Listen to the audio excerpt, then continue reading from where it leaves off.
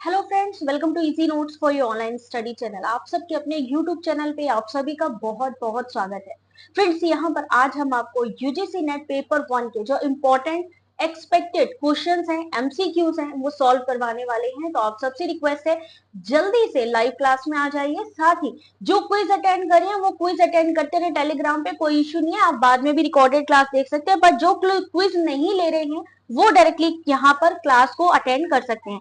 तो चलिए जल्दी से स्टार्ट करते हैं। यहाँ पे यूजीसी नेट पेपर 1 के इंपॉर्टेंट एमसीक्यूज साथ ही एक्सपेक्टेड क्वेश्चंस यहाँ पे सॉल्व भी करते चलना है, यानी क्वेश्चंस को पढ़ना है और ऐसे समझ के सॉल्व करना है कि ये हमारे एग्जाम में आ रहा है। ठीक है, तो जल्दी से आप सभी लोगों से रिक्वेस्ट है कि जल्दी से लाइव क्लास में भी आ जाइए। ठीक है, मैं और एक बार थम्स अप कर दीजिए अगर आप सभी को प्रॉपर विजन आ रहा है। अगर आप सभी को प्रॉपर विजन आ रहे हैं, फटाफट एक बारी वीडियो को लाइक कर दीजिए, जिससे कि पता चल जाए कि मेरी आवाज आप तक पहुंच रही है। यूजीसी नेट पेपर 1 के इंपॉर्टेंट एक्सपेक्टेड एमसीक्यूज हैं ये आने वाले एग्जाम के लिए। तो चलिए ज्यादा टाइम ना लेते हुए स्टार्ट करते हैं आज के क्वेश्चंस को। बहुत इंपॉर्टेंट है ये। पहला क्वेश्चन आपके सामने, क्वेश्चन नंबर 1। क्वेश्चन को पढ़ने की कोशिश कीजिए। टाइम मिलेगा आपको 30 सेकेंड्स का। 30 सेकेंड्स में आपको इस क्वेश्चन का आंसर करना है। टाइम स्टार्ट कर दिया है, आंसर कीजिए जल्दी से। निम्नलिखित में से कौन सा शिक्षण व्यवहार में सुधार के लिए प्रयोग किया जाता है? Question number 1। सबको मेरी वॉइस आ रही है? आंसर करते चलिए फटाफट से। क्वेश्चन नंबर 1 क्या होगा इस क्वेश्चन का सही आंसर?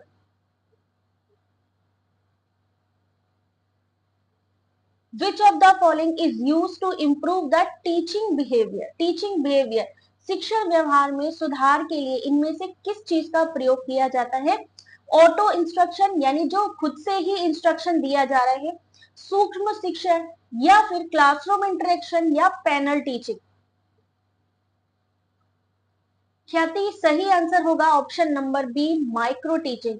जब मान लीजिए एक टीचर है, जो नोविस टीचर है, जो नया टीचर होता है, जैसे कहते हैं ना, उसको एक्सपीरियंस नहीं होता है, तो उस टाइम पे अगर हम चाहते हैं कि उसके शिक्षण व्यवहार में यानी टीचिंग बिहेवियर में इंप्रूवमेंट हो, उसको बेहतर तरीके से टीचिंग लेना आ जाए, तो उसके लिए टीचिंग का ये माइक्रो टीचिंग का इस्तेमाल होता है। ये एक उपचारात्मक प्रक्रिया है। उत्तम प्रशिक्षण देने के लिए शिक्षण क्रियाओं का वस्तुनिष्ठ प्रेक्षण आवश्यक होता है। शिक्षक में सुधार लाने के लिए इसका प्रयोग होता है। नोविस टीचर्स के लिए ये बहुत इंपॉर्टेंट है, तो सही आंसर है बी। Question number 2। टाइम मिलेगा 30 सेकेंड्स का। आप सभी को क्वेश्चन के आंसर देते हुए चलना है।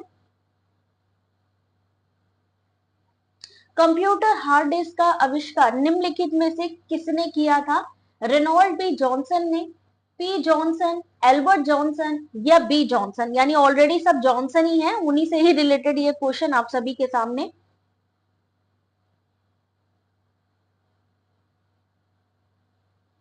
फटाफट इस क्वेश्चन का आंसर 30 सेकंड के अंदर।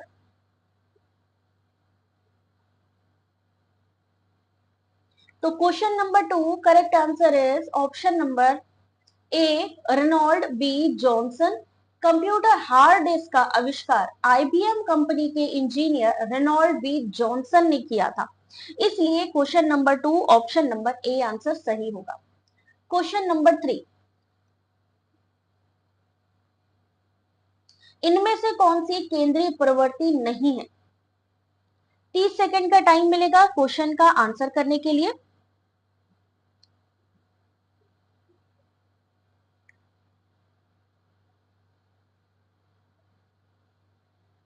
कौन सी इसमें से केंद्रीय यानी सेंट्रल टेंडेंसी ही नहीं है? मीन, मीडियन, मोड, या रेंज। और इस क्वेश्चन का सही आंसर है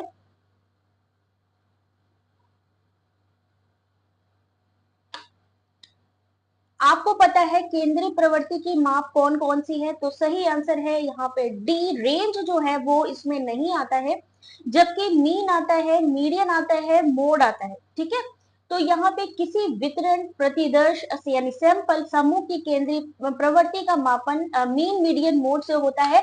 इसमें भी निगेटिव मोड होता है पॉजिटिव मोड होता है, और ये जो रेंज है ये केंद्रीय प्रवृत्ति की माप नहीं है। क्वेश्चन नंबर 4, टाइम मिलेगा 30 सेकेंड्स का।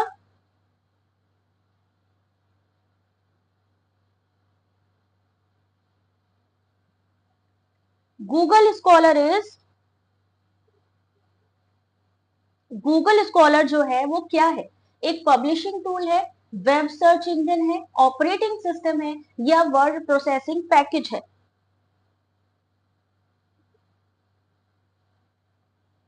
Google Scholar. तो सही आंसर देखते हैं इस क्वेश्चन का। Question number 4, correct answer is option number B, web search engine. Google Scholar एक मुक्त रूप से यानी फ्री में सुलभ वेब खोज इंजन है, ठीक है, जहां पर प्रकाशन यानी पब्लिकेशन और आर्टिकल्स वगैरह मिल जाते हैं। ये गूगल के द्वारा 2004 में लॉन्च किया था। इसे हम एकेडमिक सर्च इंजन भी कहते हैं, जैसे रिसर्च थीसिस है, आर्टिकल्स है, इसके बारे में पता लगा सकते हैं किसके थ्रू? वेब सर्च इंजन के थ्रू, क्योंकि ये एकेडमिक पत्रिकाओं और आलेखों को खोजता है। वेब सर्च इंजन है क्या? Google scholar. क्वेश्चन नंबर 5 देखते हैं कितने लोग इस क्वेश्चन का सही आंसर करते हैं। टाइम मिलेगा 30 सेकेंड्स। चिपको आंदोलन किसने प्रारंभ किया था? अरुंधति रॉय, मेधा पाटकर, ईला भट्ट, या सुंदरलाल बहुगुणा?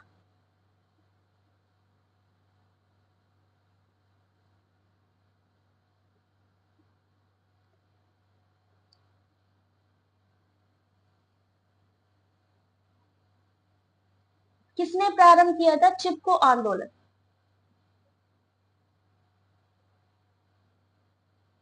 सही आंसर है question number 5, option number D, Sundarlal Bahuguna. ये एक अहिंसक आंदोलन था। इसमें क्या था, जो पेड़ हैं उनकी कटाई को रोकने के लिए पेड़ पे चिपक जाते थे, पेड़ में पेड़ को हक करते थे, उससे चिपक जाते थे, तो ये चिपको आंदोलन वही था। चमोली जिले में स्टार्ट हुआ था 1973 में। आंदोलन वृक्षों की कटाई के विरुद्ध था। इस आंदोलन का नाम चिपको वृक्षों के आलिंगन के कारण पड़ा था। इसकी शुरुआत सुंदरलाल बहुगुणा और चंदी प्रसाद भट्ट द्वारा किया गया था। मेधा पाटकर नर्मदा बचाओ आंदोलन से जुड़ी हुई है, ठीक है। अगला क्वेश्चन, क्वेश्चन नंबर 6। यहां से इस बार आपके 18 जून से क्वेश्चन आया था लीलावती से। किसकी रचना है ये? 18 जून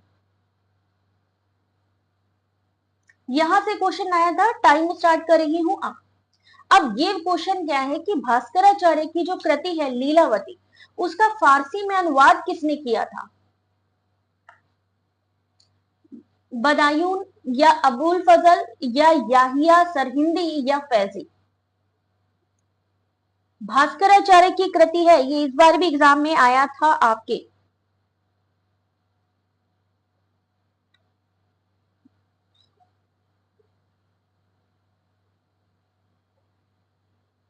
चलिए दिखाते हैं इस क्वेश्चन का आंसर। भास्कराचार्य की कृति है लीलावती, जो उन्होंने अपनी बेटी के नाम पे करी थी, जिसमें कि किस चीज का वर्णन किया गया है? अर्थमेटिक का, यानी कि अंक गणित की बात करी गई है। किसमें? आपके लीलावती में, अंक गणित की।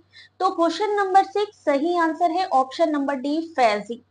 फैजी जो अकबर के अधीन थे, उन्होंने अनुवाद विभाग की स्थापना की थी। फैजी ने महर्षि भास्कराचार्य की गणित पर लिखी पुस्तक लीलावती का फारसी में अनुवाद किया था। लीलावती भास्कराचार्य के द्वारा रचित गणित का प्राचीन संस्कृत ग्रंथ है। लीलावती महर्षि भास्कराचार्य की पुत्री का नाम है, और उसी के नाम पर पुस्तक का नाम लीलावती पड़ा था। पुस्तक में गणित के सूत्र हैं, प्रश्नोत्तर हैं, लीलावती को संबोधित करते हुए लिखे गए हैं, और इस पुस्तक में अंक गणित, बीज गणित, जयमती के प्रश्नों का भी विवेचन किया गया है। यहां से क्वेश्चन आया था अभी। क्वेश्चन नंबर 7, आंसर करिए क्वेश्चन नंबर 7 का। टाइम स्टार्ट कर रही हूं अब।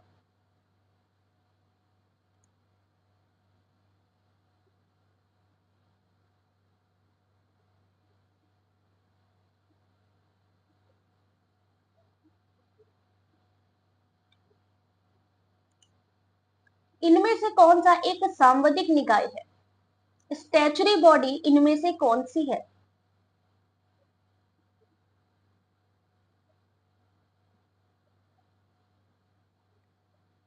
और सही आंसर है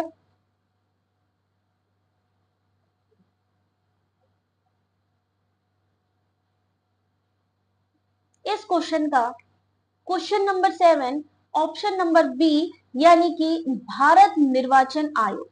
भारत निर्वाचन आयोग एक सांविधिक निकाय, इलेक्शन कमीशन, जो इलेक्शन करवाता है, चुनाव करवाता है। संवैधानिक निकाय से आशय उसके संविधान में उल्लेखित है। भारतीय संविधान के अनुच्छेद 324 में अगर आपसे पूछा जाए भारत निर्वाचन आयोग किसके द्वारा, कौन से अनुच्छेद में है, तो 324 में है।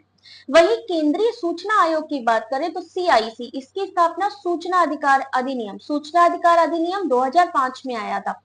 केंद्र सरकार के द्वारा की गई यह सांविधिक निकाय है, संवैधानिक नहीं। और यहाँ पे क्या पूछा था, संवैधानिक, और ये क्या है, सांविधिक। भारतीय रिजर्व बैंक 1 अप्रैल 1935 में इसकी स्थापना, कलकत्ता में इसका केंद्रीय है कार्यालय, और 1937 में मुंबई में कार्यालय स्थानांतरित यानी ट्रांसफर हो गया था।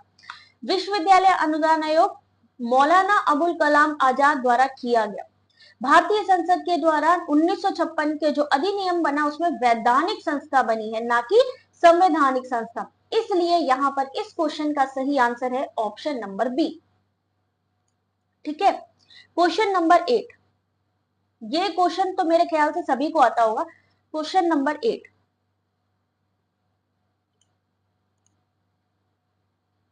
निम्न में से कौन सा शिक्षण का स्तर ही नहीं है, understanding level, listening level, reflective level या मेमोरी लेवल।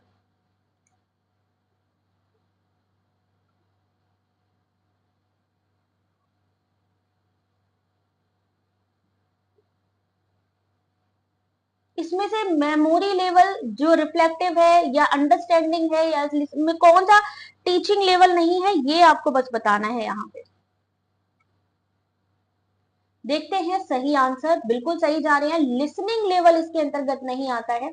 अगर आपसे पूछा जाए सबसे छोटा लेवल कौन सा है और सबसे बड़ा लेवल कौन सा है, टीचिंग का सबसे बड़ा लेवल और सबसे छोटा लेवल कौन सा है, जल्दी से कमेंट करके बताएंगे।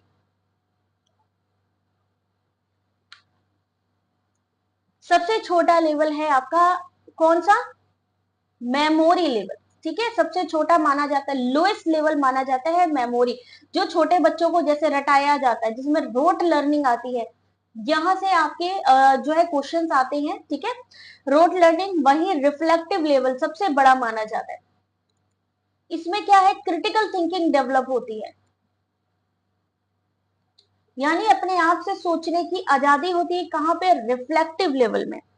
ठीक है, तो यहाँ पर लिसनिंग लेवल नहीं आता है, जबकि अंडरस्टैंडिंग, रिफ्लेक्टिव और आपका मेमोरी लेवल आता है। ठीक है, नेक्स्ट है क्वेश्चन नंबर 8 का, जो सही आंसर बताई दिया। 9 का आंसर बताइए जरा जल्दी से, देखते हैं कितने लोगों को आता है। क्वेश्चन नंबर 9, टाइम स्टार्ट कर रही हूं अब।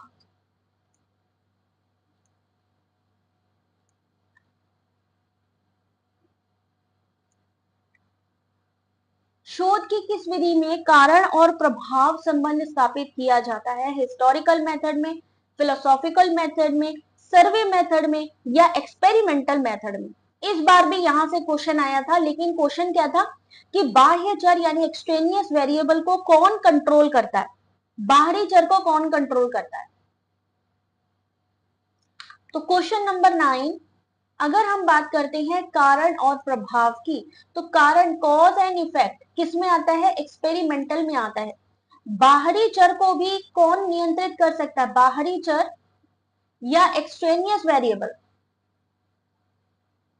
को कौन करता है, प्रयोगात्मक करता है। तो यहां से कॉज एंड इफेक्ट आए या बाहरी चर को कंट्रोल करने की बात आए, तो वो सारी चीजें किस में आती हैं, आपके एक्सपेरिमेंटल में आती है। ठीक है, अंतर विधि है ये, प्रयोगात्मक शोध का आधार अंतर विधि यानी मेथड ऑफ डिफरेंस है।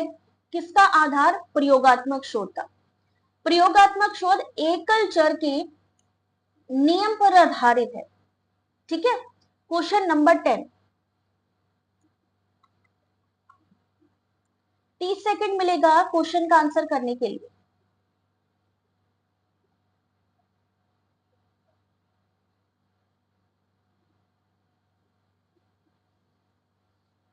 एक अच्छी परिकल्पना की निम्नलिखित में से कौन सी विशेषता है।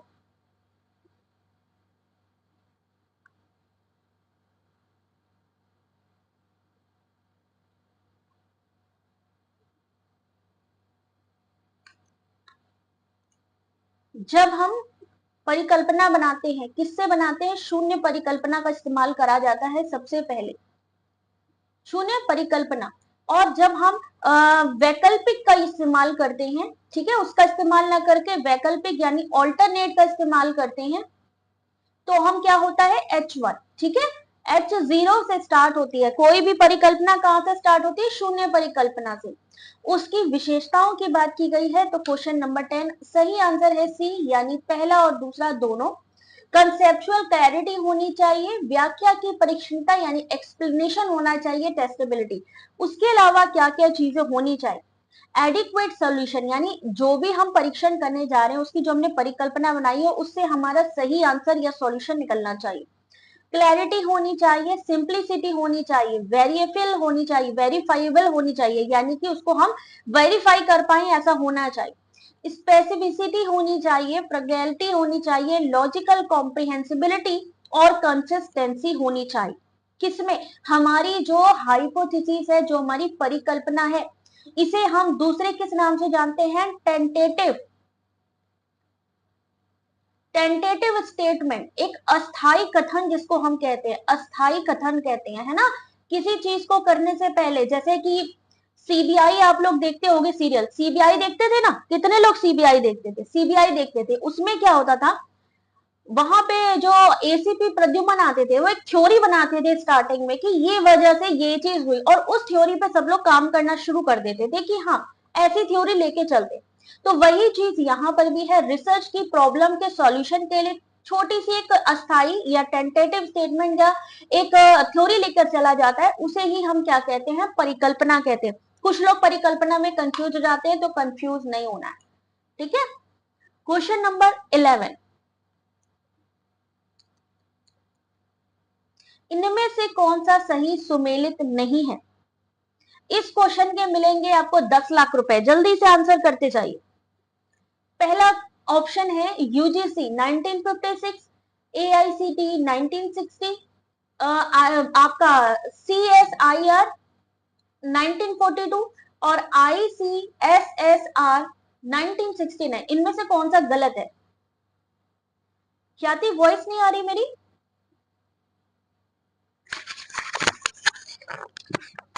वॉइस आ रही है मेरी सबको? एक बार एक थम्स अप कर दो, वॉइस आ रही है कि नहीं आ रही है?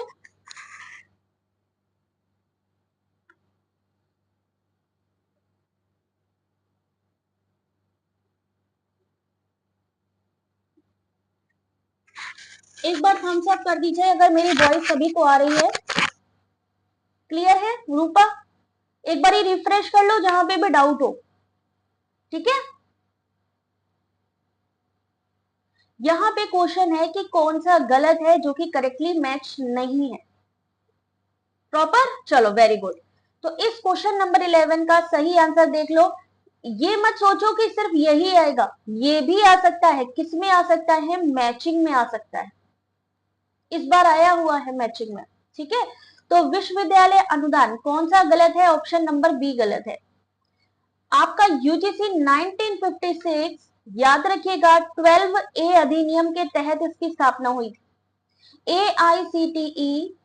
एआईसीटीई की 1945 में, जबकि इन्होंने क्या कहा 1960, इसलिए गलत। आपका वैज्ञानिक औद्योगिक संस्थान यानी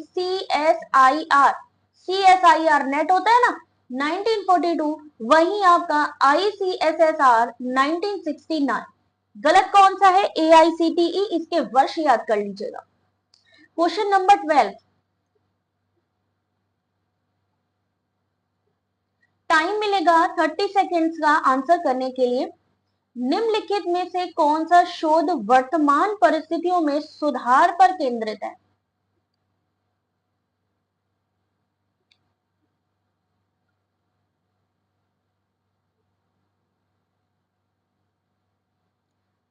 experimental research, fundamental research, action research या सर्वे? प्रेजेंट सिचुएशन अगर चल रही है,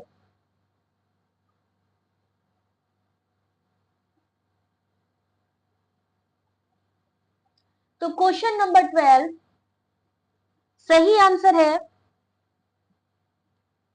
जब हमारे पास इमीडिएट कोई प्रॉब्लम आ जाए या वर्तमान परिस्थितियां हो, तो हम क्या करेंगे, एक्शन रिसर्च का इस्तेमाल करेंगे। किसका इस्तेमाल करेंगे, एक्शन रिसर्च का। क्रियात्मक शोध अनुसंधान कार्यों में इमीडिएट और लोकल प्रकृति की समस्याओं को वैज्ञानिक ढंग से खोजने का प्रयास करते हैं। फंडामेंटल बेसिक रिसर्च, जहां हम सिद्धांतों यानी थ्योरीज का, फैक्ट्स का और ट्रुथ को ध्यान से देखते हैं और नए सिद्धांत को प्रतिपादित करने की ओर चलते हैं। प्रायोगिक शोध कहता है कि ये चीज क्यों हुई, कैसे हुई, क्या होता है, एक्सपेरिमेंटल रिसर्च में आता है।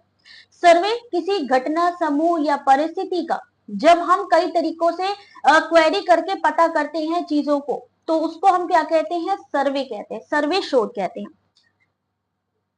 अरे वाह रमेश, बहुत बहुत बधाई भाई, बहुत बढ़िया खबर सुनाई। अब तो मिठाई आनी चाहिए फिर तो,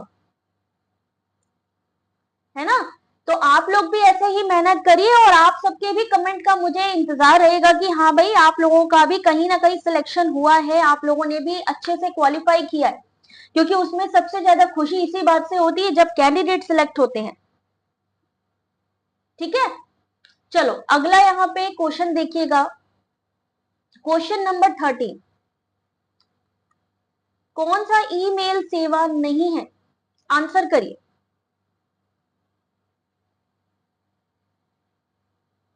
कॉमर्स के लिए शैलेश, आई थिंक तलवार सर को ले लीजिए आप, तलवार सर अच्छा पढ़ाते हैं, नवदीप मैम बढ़िया पढ़ाती हैं अगर आपको कॉमर्स पढ़नी है ना।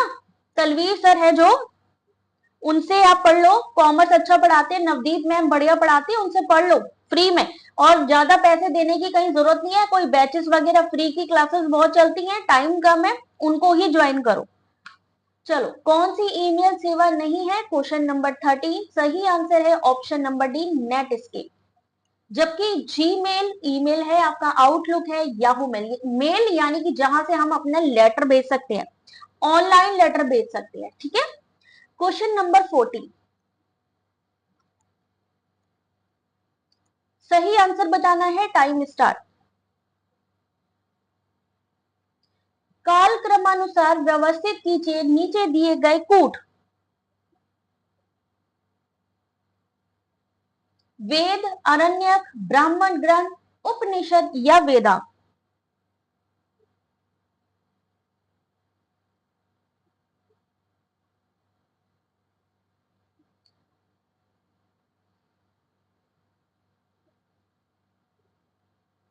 ऑलरेडी थ्योरी क्लासेस हो चुकी हैं, एग्जाम टाइम कम बचा है इसलिए रिवीजन क्लासेस चल रही हैं। थ्योरी क्लासेस ऑलरेडी हो चुकी हैं, इस वजह से दोबारा थ्योरी कराने का कोई मतलब नहीं है, रिवीजन का टाइम है ये, तो रिवीजन क्लासेस चल रही है यहाँ पे। ठीक है, चलिए यहाँ पे इस क्वेश्चन नंबर 14 का, यहाँ पर देखिए थ्योरी तो आपको यहाँ पर ऑलरेडी साथ में दे ही रही हूं, एक्सप्लेनेशन तो आपको मिल ही रहे। तो इस क्वेश्चन नंबर 14 का सही आंसर है ऑप्शन नंबर बी। सबसे पहले क्या आएगा, सबसे पहले क्या आए, वेद आए, वेद के बाद क्या आए, उपनिषद आए, उपनिषद के बाद आरण्यक, आरण्यक के बाद क्या आया, गलत तो नहीं कर रही मैं, रुको रुको रुको, सबसे पहले क्या आया आपका, सबसे पहले आए आपके वेद आए, वेद के बाद, वेद कौन कौन से होते हैं, 4 तरीके के वेद होते हैं। वेद के बाद आए आपके ब्राह्मण ग्रंथ, फिर आरण्यक आया, आरण्यक के बाद उपनिषद और सबसे लास्ट में आए वेदांत। ठीक है, ऑप्शन नंबर बी, वेद में पहले वेद, ब्राह्मण ग्रंथ, अरण्यक, उपनिषद और वेदांत। वेद भारत के सबसे प्राचीन धर्म ग्रंथ माना जाता है, किसके द्वारा वेदों को स्टार्ट किया गया या संकलन, तो वो है वेद व्यास, वेद व्यास के द्वारा किया गया। वेद का अर्थ है ज्ञान। ऋग्वेद सबसे प्राचीन है, इसमें 10 मंडल है, 1028 श्लोक है। यजुर्वेद आता है सबसे पहले, ऋग्वेद, फिर यजुर्वेद, फिर सामवेद, फिर अथर्ववेद। पूछा जा सकता है कि यजुर्वेद में क्या है, तो यजुर्वेद में यज्ञ के विधि विधान की चर्चा, सामवेद में संगीत का और अथर्ववेद में रोग निवारण, राजभक्ति, विवाह, जादू टोने तक का वर्णन है अथर्ववेद में। फिर आता है ब्राह्मण ग्रंथ। आरण्यक दार्शनिक ग्रंथ है जिसमें आत्मा, परमात्मा, जन्म, मृत्यु, पुनर्जन्म की चर्चा। उपनिषद कितने हैं, 108 माने गए हैं, इन्हें वेदांत भी कहा जाता है। अगर आपसे पूछा जाए वेदांत, वेदों का अर्थ समझने, युक्त सूक्तियों के सही उच्चारण के लिए वेदांत की रचना की गई, ये 6 हैं। कौन कौन से होते हैं वेदांत, इस क्लास की पीडीएफ इस क्लास की पीडीएफ आपको हमारे टेलीग्राम पे, व्हाट्सएप चैनल पे और वेबसाइट तीनों जगह पर ही अवेलेबल होगी। ठीक है, तो कितने प्रकार के होते हैं? वेदांग, शिक्षा, कल्प, व्याकरण, निरुक्त, छंद और ज्योतिष। ये कभी कभी आपके स्टेटमेंट वाले क्वेश्चन में आते हैं, तो वेदांग को याद रखना, ये याद रखना कि अथर्ववेद में क्या है, सामवेद में क्या है, यजुर्वेद में क्या है। ठीक है, तो यहां से क्वेश्चन आता है आपका 15 क्वेश्चन नंबर। अब देखते हैं ये कितने लोग आंसर करते हैं। जेआरएफ किसको किसको चाहिए? 6 वेदांग, वेरी गुड। निम्नांकित में किसको मार्ले मिंटो सुधार कहा जाता है? भारत सरकार 1858, भारत परिषद अधिनियम 1861, भारत परिषद अधिनियम 1909 या भारत सरकार अधिनियम 1919।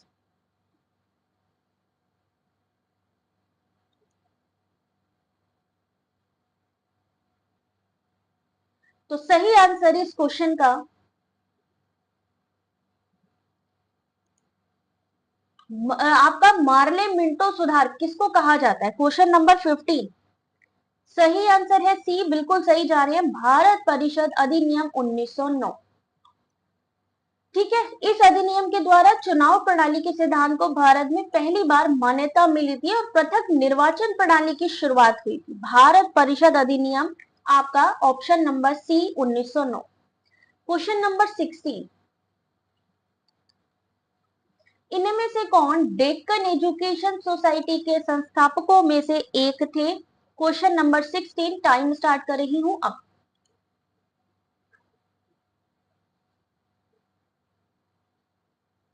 Who was the one of the founder of Deccan Education Society? Gopal Krishna Gokhale, बाल गंगाधर तिलक, लाला लाजपत राय, इंदिरा गांधी। इनमें से कौन, किसने डेक्कन एजुकेशन सोसाइटी की स्थापना की थी? अलका ने कहा है तिलक, बाल गंगाधर तिलक। तो देखते हैं सही है कि नहीं।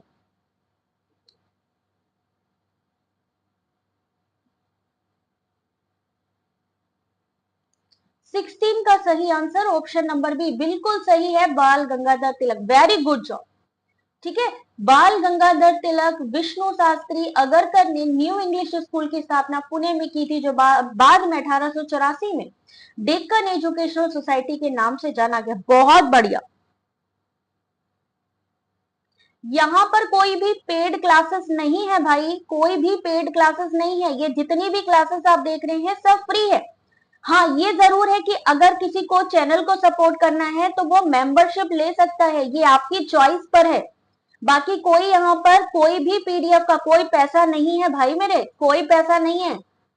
ये पेड क्लासेस नहीं है, ये फ्री क्लासेस है आप सभी के लिए। और टेलीग्राम पे चले जाइए, इतनी सारी पीडीएफ है जो कि फ्री है, आप लोग उसको पढ़िए। जिसके पास भी बुक नहीं है उसके लिए भी काम आने वाली चीज है। जिसको सपोर्ट करना है, जिसको लगता है कि नहीं भाई इतना सारा मटेरियल मैम दे रहे हैं, इतनी सारी लाइव क्लासेस दे रहे हैं, मैम को सपोर्ट करना चाहिए, तो वो चैनल सपोर्टर बन सकते हैं मेंबरशिप लेके। बाकी कोई फोर्स नहीं है। ठीक है, तो चलिए अगले क्वेश्चन पे चलते हैं हम लोग। पैसे वैसे की चिंता मत किया करो भाई। Question number 70। जांच पड़ताल की प्रक्रिया से एकत्र किए गए मूल आंकड़ों को क्या कहते हैं? Question number 70। आंसर करें इस क्वेश्चन का जल्दी से।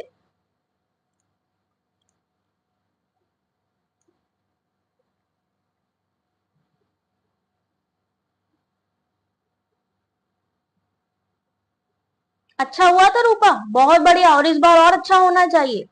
जल्दी ही डेट अनाउंस होंगी। जांच पड़ताल की प्रक्रिया से एकत्र, जांच पड़ताल यानी हमने क्वेश्चनियर का इस्तेमाल किया है, जांच पड़ताल की है, क्वेश्चनियर का इस्तेमाल किया, हमने सर्वे मेथड का इस्तेमाल किया, हमने फील्ड का ऑब्जर्वेशन किया, तभी तो जांच पड़ताल होगी। तो ऐसे जो कलेक्शन होंगे डेटा क्या कहलाएंगे? प्राइमरी डेटा कहलाएंगे। प्राइमरी जहां अनुसंधान करने वाला अपने प्रयोग में लाने के लिए डेटा को पहली बार इकट्ठा करता है। सेकेंडरी ये वो डेटा है जिनका संकलन पहले किसी अन्य व्यक्ति या संस्था द्वारा किया गया और उसके बाद अनुसंधानकर्ता ने उसको प्रयोग में लिया। प्राथमिक यानी प्राइमरी जो आंकड़े हैं उनको कैसे इकट्ठा कर सकते हैं? प्रत्यक्ष व्यक्तिगत अनुसंधान, अप्रत्यक्ष मौखिक अनुसंधान, स्थानीय संवाददाताओं से प्राप्त करना, क्वेश्चनियर के द्वारा या प्रगणकों द्वारा अनुसूचियों को भरना। अगर हम बात करें कि चलिए ठीक है, यहां तक तो सबको आ गया समझ में, हिस्टोरिकल रिसर्च करते हैं तो उसमें किस तरीके के डेटा से हम लोग कलेक्शन करते हैं। हिस्टोरिकल रिसर्च में डेटा कलेक्शन कैसे होता है? फॉरेन डेटा से, प्राइमरी डेटा से, सेकेंडरी डेटा से या टेरिटरी डेटा से? जब हमें हिस्टोरिकल रिसर्च की बात कर रहे हैं, ऐतिहासिक शोध में क्या चीजें होती हैं, क्या चीजें नहीं होती, इसमें मैनिपुलेशन नहीं होता है, यानी आप डेटा के साथ क्या नहीं कर सकते, हेर फेर नहीं कर सकते हैं। ठीक है, यानी रानी झांसी की रानी जो थी, अगर आपने उनके डेटा में छेड़छाड़ की तो क्या किस चीज का सामना करना पड़ सकता है? क्रिटिसिज्म का। क्रिटिसिज्म यानी आलोचना का सामना करना पड़ सकता है। ये दो चीजें ध्यान रखिए कि आलोचना किसमें सामना करना पड़ सकता है? हिस्टोरिकल में। हेर फेर किसमें नहीं कर सकते हैं? हिस्टोरिकल में। किस डेटा का इस्तेमाल होता है? Secondary data. कौन कौन से डेटा सोर्सेस होते हैं? जैसे कि मान लीजिए हम किसी की डायरी का इस्तेमाल कर रहे हैं, कोई बायोग्राफी का इस्तेमाल कर रहे हैं, है ना, किसी की, तो वहां पे क्या इस्तेमाल होता है? सेकेंडरी डेटा का इस्तेमाल होता है हिस्टोरिकल में। ये चीजों का ध्यान रखना, क्वेश्चन आता है। क्वेश्चन नंबर 18, राष्ट्रीय अध्यापक शिक्षा परिषद एक सांविधिक निकाय के रूप में कब आया था? कब अस्तित्व में आया? 30 सेकंड आप सभी के लिए। प्राइमरी मेमोरी ख्याति अभी हम लोग मेमोरी लेवल पर ही चल रहे लग रहा है। एनसीटीई कौन से ईयर में आया? अगर आपको वो पता है तो आपको योजना भी पता होगी। याद रखिए, गवर्नमेंट पॉलिसी से भी क्वेश्चन आ रहे हैं इस समय। गवर्नमेंट की जो योजनाएं हैं, प्लान्स हैं, ठीक है ना, वहां से स्कीम्स हैं, वहां से जैसे आयुष्मान योजना हो गई आपकी, ये आपकी उजाला योजना हो गई, बेटी बचाओ योजना हो गई, ऑपरेशन ब्लैक बोर्ड कब आया था, इन सब से क्वेश्चन आता है। तो 18 का सही answer option number C. NCTE की स्थापना 8वीं पंचवर्षीय योजना 1992-97 में राष्ट्रीय अध्यापक शिक्षा परिषद अधिनियम 1993 के तहत 17 अगस्त 1995 में की गई थी। यानी उस समय योजना कौन सी चल रही थी? 8वीं पंचवर्षीय योजना, क्योंकि 92 से 97 के बीच में है। ठीक है, कोई बात नहीं, कोई बात नहीं, मजाक चल रहा है। क्वेश्चन नंबर 19, क्वेश्चन पे फोकस करो केवल। 19 का सही आंसर, विचारों एवं कथनों का उत्कृष्ट संगठन करते हुए लिखने एवं कौशल का एक उदाहरण इनमें से कौन सा है?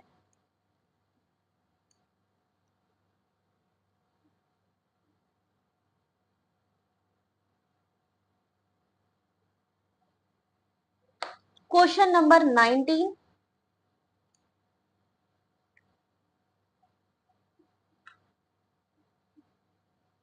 देखते हैं सही आंसर इस क्वेश्चन का क्या होगा। ऑप्शन नंबर बी, सिंथेसिस यानी कि संश्लेषण। विचारों एवं कथनों के उत्कृष्ट संगठन करने के लिए लिखने के कौशल का संश्लेषण एक सबसे बेहतरीन उदाहरण है।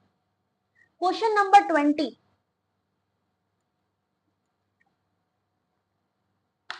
आंसर करेंगे 30 सेकेंड में।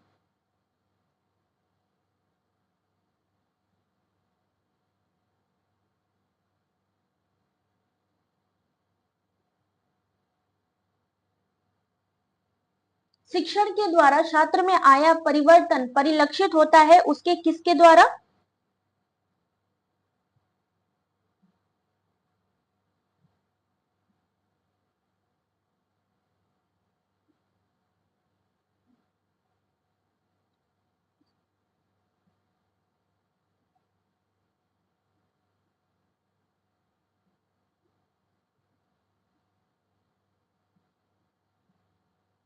तो सही आंसर इस क्वेश्चन का, जल्दी से आंसर करिए इस क्वेश्चन का सही आंसर।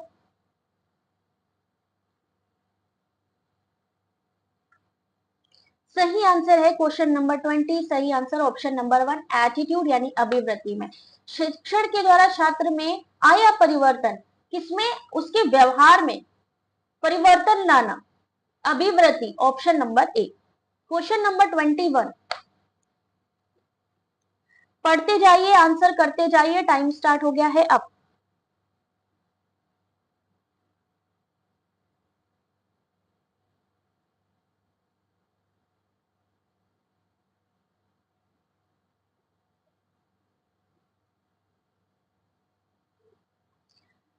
इंटरनेट के संदर्भ में बैंडविड्थ क्या है?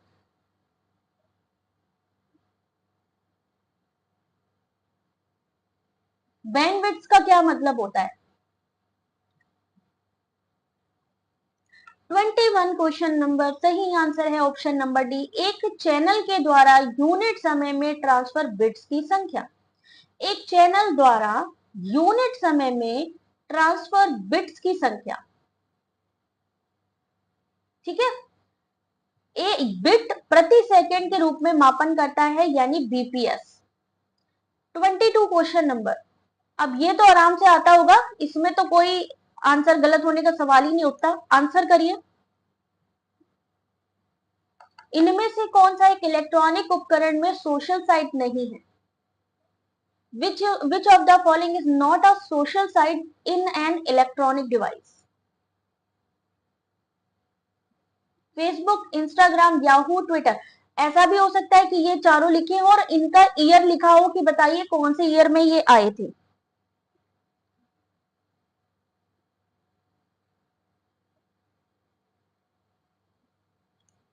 क्वेश्चन नंबर 22 सही आंसर है सी, याहू आपका क्या है, सर्च इंजन है, जबकि Facebook, Instagram, Twitter social sites के अंतर्गत आता है, इसलिए सही आंसर सी।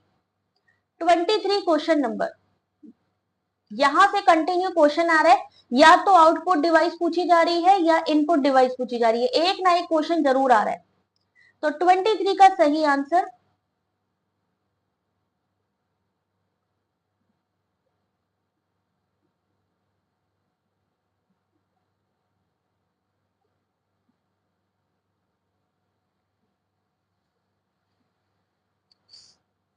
इनमें से कौन सा एक आउटपुट डिवाइस है?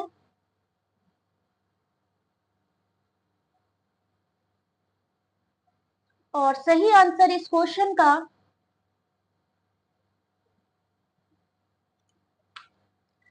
ऑप्शन नंबर बी, स्पीकर, ठीक है। यहां पर एक आउटपुट डिवाइस, आपके किससे सुनते हो, गाना सुनते हो या कोई चीज सुनते हो, स्पीकर से सुनते हो।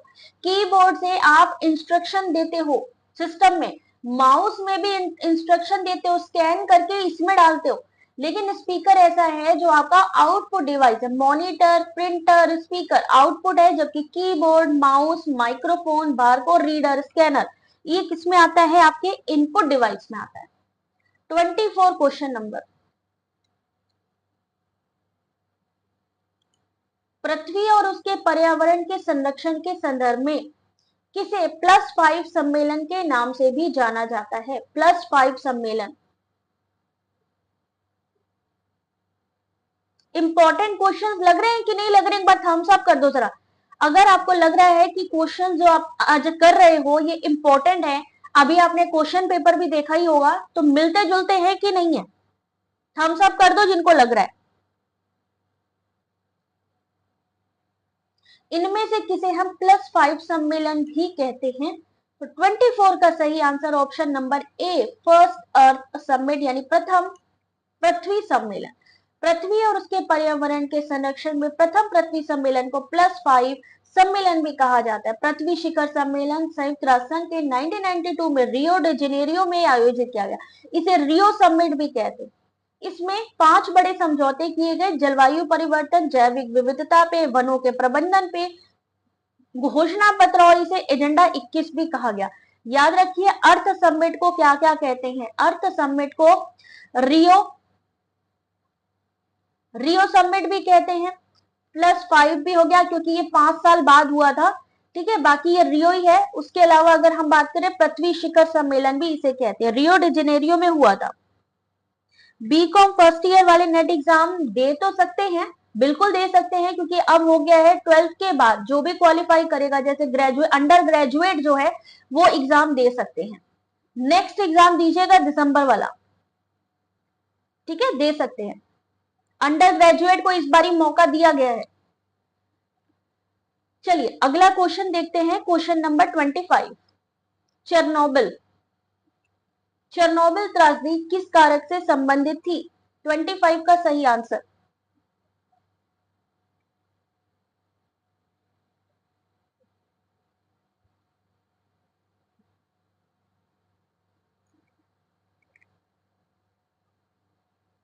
Question number 25।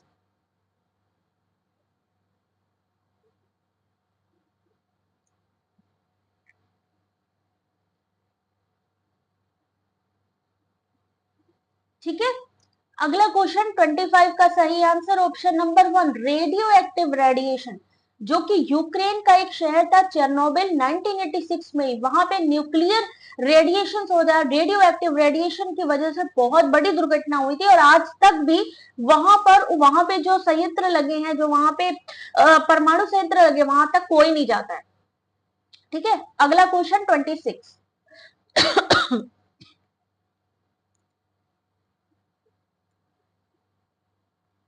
आंसर करिए।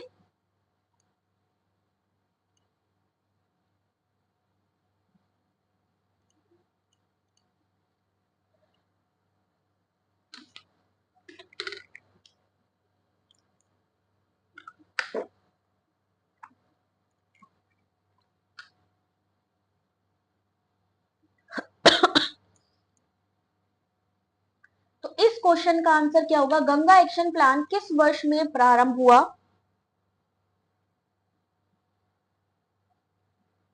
इस बार आप लोगों ने अगर ध्यान से पढ़ा हो तो अंडर ग्रेजुएट जो हैं उनको एग्जाम देने को मिल रहे हैं नेट का, जो 4 साल वाला कर रहे हैं, जो 4 साल वाला कर रहे हैं ग्रेजुएशन उनके लिए है।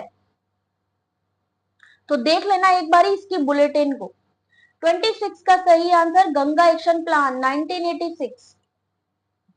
ठीक है, गंगा एक्शन प्लान 1985 में वन मंत्रालय द्वारा लाया गया था। 85-86 इसको ध्यान रखना, 85-86। ठीक है, उसके अलावा गंगा नदी बेसिन प्राधिकरण 2009 और नमामि गंगे 2014, राष्ट्रीय गंगा परिषद 2016।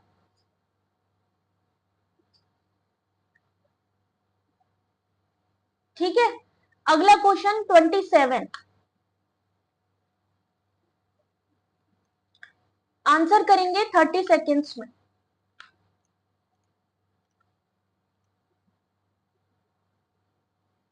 मनोगत्यात्मक क्षेत्र के शैक्षिक उद्देश्यों के वर्गीकरण को किसने प्रतिपादित किया था? साइकोमोटर डोमेन को कौन लेकर आया? 3 तरीके के डोमेन थे ना, अफेक्टिव डोमेन, साइकोमोटर, कॉग्निटिव, ये कौन लाया था? अगर आपको पता है तो आराम से कर लोगे।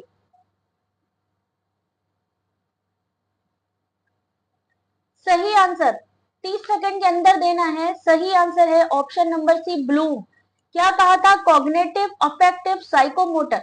आपकी नेशनल एजुकेशन पॉलिसी जो आई एनईपी 2020, इसमें कॉग्निटिव पे जोर दिया गया, क्रिटिकल थिंकिंग पे जोर दिया गया। अब एक चीज का ध्यान रखिए, आपको इनके स्टेप पता होने चाहिए, कॉग्निटिव का, अफेक्टिव का, साइकोमोटर का, क्योंकि ये तीनों के तीनों आप में से पूछे जा सकते हैं। Bloom theory, steps of cognitive, affective and psychomotor. या फिर ये पूछा जा सकता है कि सबसे हाईएस्ट कौन सा है कॉग्निटिव में, या सबसे लोएस्ट कौन सा है। तो सबसे लोएस्ट कौन सा है? ज्ञान। और सबसे अगर हम कहें हाईएस्ट, तो सबसे हाईएस्ट होगा मूल्यांकन। एक पिरामिड की तरीके बनता है जहां नॉलेज सबसे नीचे आता है और सबसे हाईएस्ट में इवैल्यूएशन आता है। दूसरी ब्लूम से आता है कि ब्लूम की एक जो थ्योरी थी, ब्लूम की जो ओल्ड थ्योरी है वो कब आई, और ब्लूम की जो न्यू थ्योरी है वो कब आई।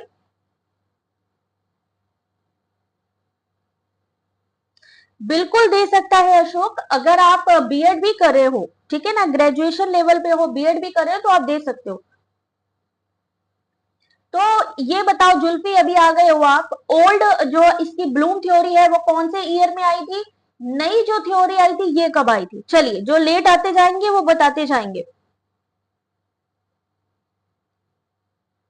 वेरी गुड, 1956 में आई थी ओल्ड थ्योरी, 2001 में I knew theory. Very good job. और इसमें हाईएस्ट और लोएस्ट पॉइंट पे भी चेंजेस हुए थे। हाईएस्ट और लोएस्ट पॉइंट पे भी चेंजेस हुए थे कि नहीं हुए थे?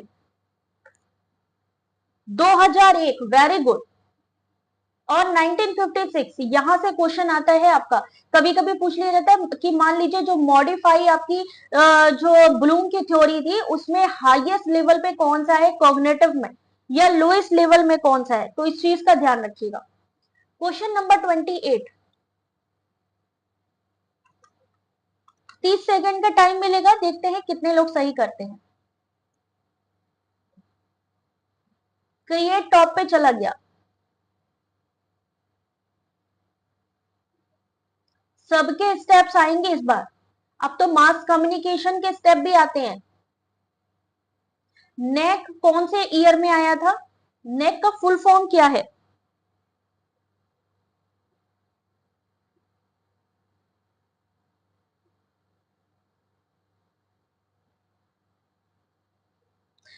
बिल्कुल दिल तोड़ने की जरूरत नहीं है, क्योंकि जो चीज होती है वो अच्छे के लिए होती है। मान लीजिए नकल हुई होती है और उन लोगों को एडवांटेज मिल जाता जिन्होंने ऑलरेडी पेपर परचेज कर लिया था, तो नुकसान किसका था?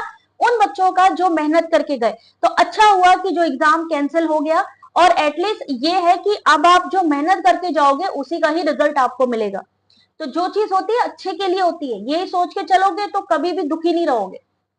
28 का सही answer option number D, national assessment and accreditation council. कब आया था नेक? 1994। Very very good Ramesh, 1994। 1994 में बेंगलुरु में स्थापित।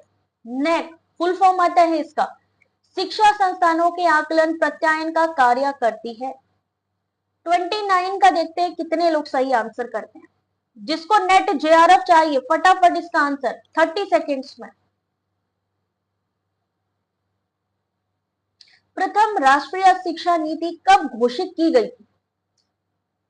86, 90, 1956, 68 या 1953?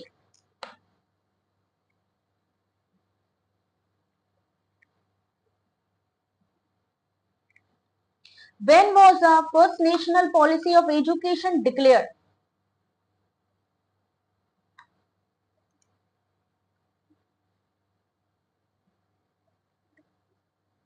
सही आंसर है सी, 68। कोठारी आयोग का ईयर था 64, 66। उन्हीं के रिकमेंडेशन पे, किसके? कोठारी आयोग के रिकमेंडेशन पे 68 में पहली राष्ट्रीय शिक्षा नीति की घोषणा की गई। इसमें शिक्षा को राष्ट्रीय महत्व का विषय बताया गया।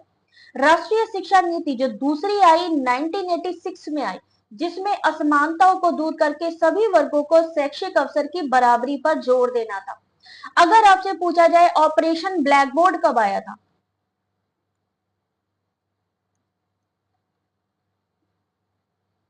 ऑपरेशन ब्लैक बोर्ड कौन से ईयर में आया था और कौन से जो है उसके तहत आया था, नीति के तहत? 86, 68, 90, 86, 1992 रिवाइज हुई थी, और 2020। Very good. हौसला अभी बाकी है, सपनों का घोंसला अभी बाकी है, लक्ष्य से कह दो रुका नहीं हूं मैं, हार जीत का फैसला अभी बाकी। बहुत खूब भाई, अभी बहुत खूब। रुकने का नहीं, थमने का नहीं, तभी तो भगवान देखेंगे ना कि हाँ यार ये लोग मेहनत कर रहे हैं।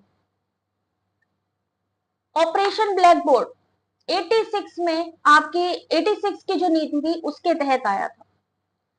2020 में जो नीति आई आपकी राष्ट्रीय शिक्षा नीति, पहुंच क्षमता गुणवत्ता जैसे प्रिंसिपल लेकर आई।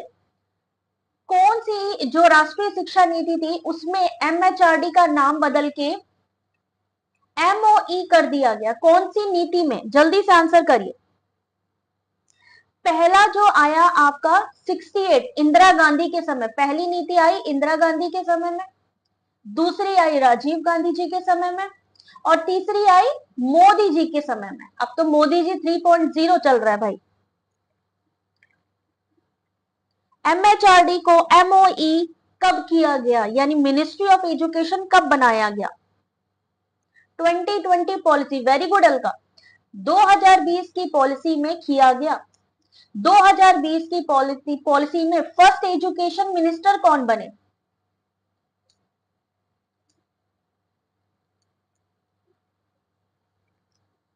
एक क्वेश्चन और सही, first education minister after new education policy 2020,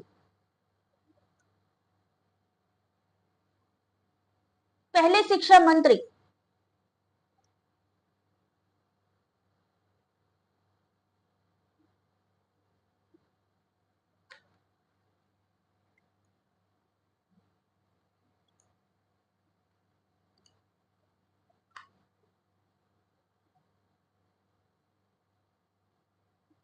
Radha Krishnan तो पहले थे, राधा कृष्णन तो सबसे पहले थे, फर्स्ट थे, ठीक है ना। लेकिन अगर हम बात करें फर्स्ट एजुकेशन मिनिस्टर 2020 में, तो धर्मेंद्र प्रधान, जिनका इंटरव्यू आपने जो पेपर लीक के समय आ रहा था, इंटरव्यू सबने देखा, एक्सक्लूसिव इंटरव्यू, धर्मेंद्र प्रधान, कस्तूरी रंगन की रिकमेंडेशन पे आई है आपकी नेशनल एजुकेशन पॉलिसी 2020, लेकिन धर्मेंद्र प्रधान जो थे वो फर्स्ट एजुकेशन मिनिस्टर थे। ध्यान रख लीजिएगा, गड़बड़ा मत दीजिएगा। क्वेश्चन नंबर 30,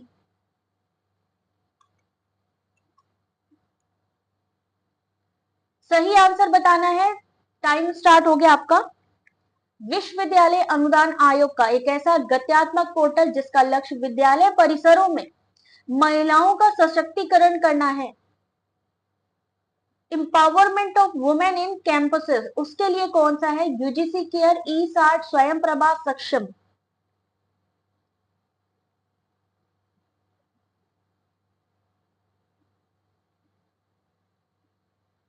स्वयं प्रभा के कितने चैनल हैं? क्वेश्चन नंबर 30, सही आंसर है ऑप्शन नंबर डी, सक्षम। विश्वविद्यालय आयोग ने महिलाओं में उच्च शिक्षा के क्षेत्र में विश्वास बढ़ाने, सशक्तिकरण के लिए सक्षम लाया। यूजीसी केयर, विश्वविद्यालय अनुदान आयोग के द्वारा अनुसंधान की गुणवत्ता में आ रही गिरावट, फर्जी लेखों के प्रकाशन संबंधी समस्याओं को ध्यान में रखने के लिए इसकी शुरुआत की।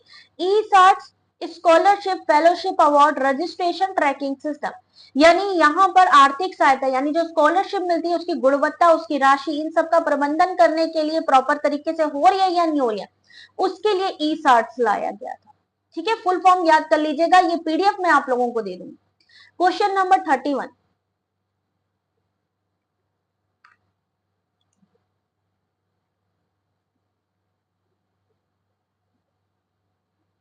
शिक्षक के कार्यों का वस्तुनिष्ठ मूल्यांकन होता है किसके द्वारा? FIACS, सिस्टम एनालिसिस, स्वयं या SSST। टीचर परफॉर्मेंस को कैसे इवेलुएट कर सकते हैं?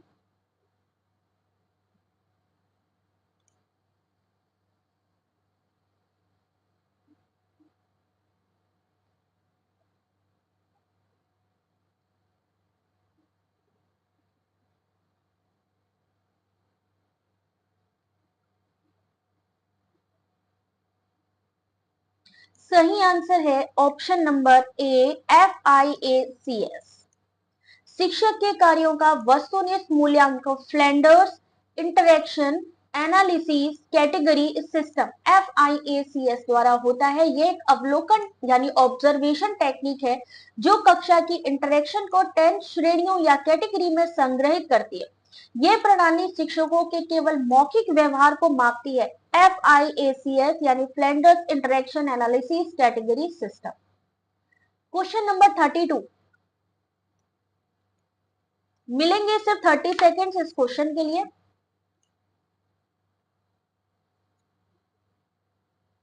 1 टेराबाइट यानी टीबी किसके बराबर होता है? 1024 केबी, 1024 एमबी, 1024 जीबी या 1024 bytes.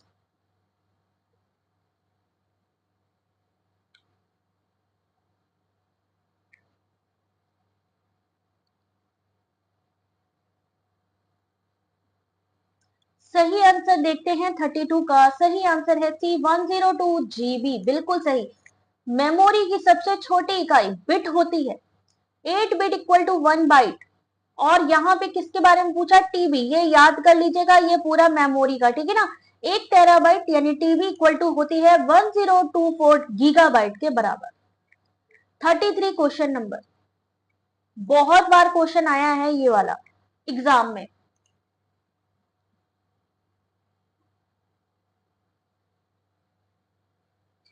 In reference to computer what is cookies, cookies क्या होती हैं?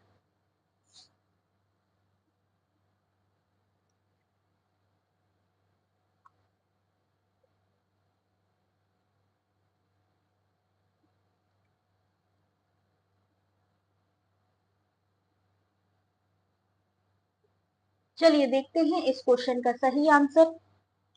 फटाफट पढ़ के आंसर करना है।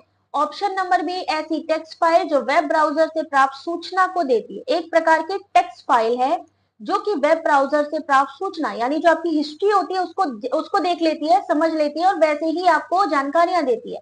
ये यूजर के इंटरनेट इस्तेमाल के अनुभव को बेहतर करने का काम करती है। ठीक है, कुकीज। क्वेश्चन नंबर 34, मॉडर्न से इस बार भी क्वेश्चन आया है एग्जाम में। मॉडर्न प्रसारण के किस कार्य में प्रयुक्त होता है?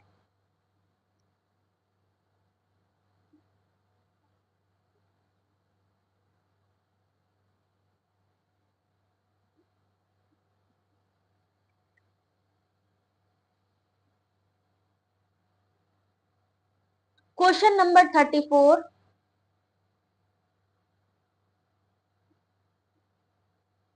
चलिए देखते हैं कितने लोगों का सही है। सही आंसर है ए, असिंक्रोनाइज, असमकालिक। मॉडर्न डिजिटल अनुवादक के रूप में भूमिका निभाता है जो केबल फाइबर टेलीफोन लाइन से सभी सूचना संकेतों को प्राप्त करने में मदद करता है। इसे आपके पीसी के लिए सुलभ रूप से परिवर्तित करता है। यद्यपि मॉडर्न का इस्तेमाल समकालिक असमकालिक दोनों प्रकार के डेटा ट्रांसफर में होता है। असमकालिक डेटा स्थानांतरण में प्रयुक्त मॉडर्न की डेटा भेजने की गति कम होती है, जबकि समकालिक डेटा स्थानांतरण में प्रयुक्त मॉडर्न के डेटा भेजने की गति ज्यादा होती है और इसका इस्तेमाल टेलीफोन लाइन में होता है। दोनों तरीकों का इस्तेमाल होता है, समकालिक असमकालिक दोनों। असमकालिक में डेटा भेजने की गति कम होती है, अगर हम लाइव भेजते हैं तो उसमें गति की ज्यादा आवश्यकता होती है। मॉडर्न का सही आंसर ऑप्शन नंबर ए। ओहो हो, कितने लोगों के तोते उड़ गए भाई, ये क्या हो गया? कितने लोगों का गलत आंसर हो गया? किसी का सही नहीं है इस वाले क्वेश्चन पे, ये क्या हो गया? चलो कोई बात नहीं, अब अगले आंसर को सही से देना भाई। 35 का इस बार भी क्वेश्चन आया था, आप जानते हो ऐसा ही क्वेश्चन था, तो अब यहाँ पे जैव विविधता से क्वेश्चन है।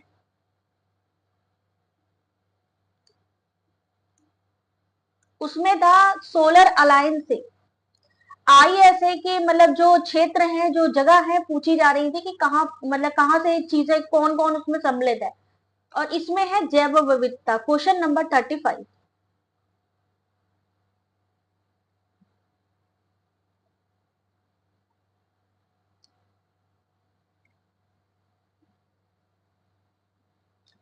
सही आंसर ऑप्शन नंबर ए, ह्यूमिड ट्रॉपिकल रीजन, आर्द्र उष्ण कटिबंधीय क्षेत्र। आर्द्र उष्ण कटिबंधीय क्षेत्रों में अत्यधिक वर्षा, उच्च तापमान के कारण जैव विविधता पाई जाती है, जैसे अमेजोन बेसिन, कोंगो बेसिन, यहाँ पे जहां पे ज्यादा वर्षा होती है। तो सही answer option number 1। 36 question number,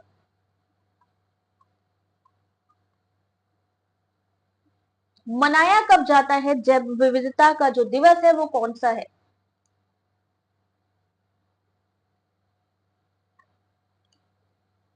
क्या हो गया, क्वेश्चन के आंसर गलत हो रहे हैं क्या?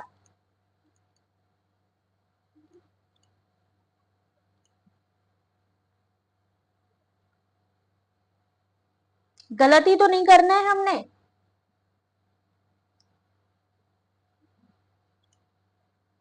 36 का सही आंसर ऑप्शन नंबर बी, 22 मई, बिल्कुल ठीक आंसर है। ठीक है, 2024 की अगर हम बात करें, 2023 और 2024 इनके थीम्स जरूर देख लेना कि इनका जो थीम था वो कौन सा थीम था। ठीक है, अपडेट कर लेना जरा अपने आप को।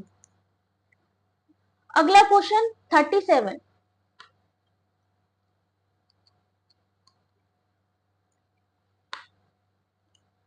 याद रखिए आपके एग्जाम में 50% क्वेश्चन पीवाईक्यू से और 50 क्वेश्चन न्यू आएंगे, 50% न्यू। तो दोनों तरीके से तैयारी करनी है आपको।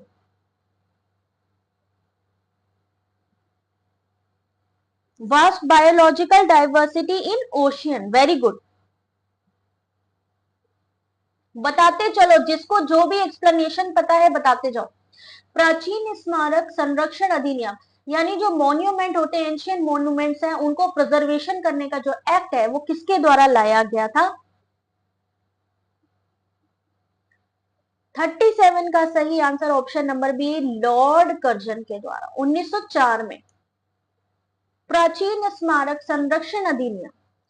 क्वेश्चन नंबर 38 नहीं है भाई, यहां तक फिनिश करे हैं। 37 क्वेश्चंस मैं आप लोगों को करवा चुकी हूं, देख सकते हैं 37 क्वेश्चंस हो गए हैं, ठीक है।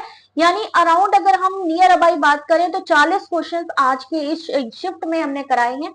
अब मिलेंगे हम रात को, याद रखिएगा 8 बजे के करीब, ठीक है। क्लास होगी हमारी नेक्स्ट, तैयार रखिएगा। और जाने से पहले अपना फीडबैक जरूर दीजिएगा कि आपको ये क्लास कैसे लगी। आपका कोई ग्रुप हो, आपके फ्रेंड्स हो, उन सबको भी ये क्लास शेयर कर सकते हो, चैनल को सब्सक्राइब करवा सकते हो, क्योंकि यहाँ पर कोई चार्जेस नहीं है।